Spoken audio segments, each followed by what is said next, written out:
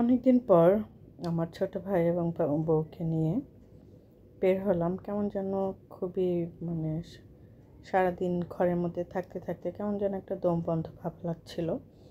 তো এই জন্য একটু বের হলাম সন্ধ্যার পরে। যদিও মানে দিনের বেলা বের হতে পারতাম, কিন্তু যেহেতু রোজা ছিলাম তাই আর দিনের বেলা বের হতে পারি নাই। তাই ইফতারের পরে আমরা বের হয়েছি। আর দেখুন কি প্রচণ্ড ভিড়, মানে আমরা প্রায় আধা ঘন্টা থেকে পৌনে 1 ঘন্টার মতন দাঁড়িয়েছিলাম। তারপরে গিয়ে সুযোগ হলো এই ফুচকাগুলো খাওয়ার জন্য।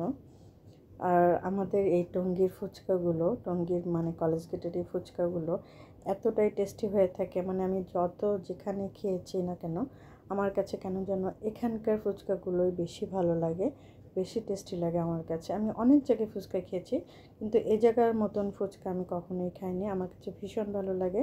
তাই আমি যখনই সময় সুযোগ পাই আমি কলেজ গেটে চলে আসি। আমার স্কুল বলেন, কলেজ বলেন, ইউনিভার্সিটি বলেন, সবগুলো এখানেই আমার, মানে এই কলেজ গেটের পাশেই হলো গিয়ে আমার স্কুল এবং কলেজ এবং ইউনিভার্সিটি, সব এক জায়গাতেই। তো এখানেই সবচেয়ে বেশি আসা হতো, আড্ডা দেওয়া হতো, খাওয়া দাওয়া হতো বন্ধুদের নিয়ে, ফ্যামিলি মেম্বারদের নিয়ে, সবার সঙ্গে। আমার এই প্লেসটা মানে আমার ভীষণই পছন্দের একটা প্লেস।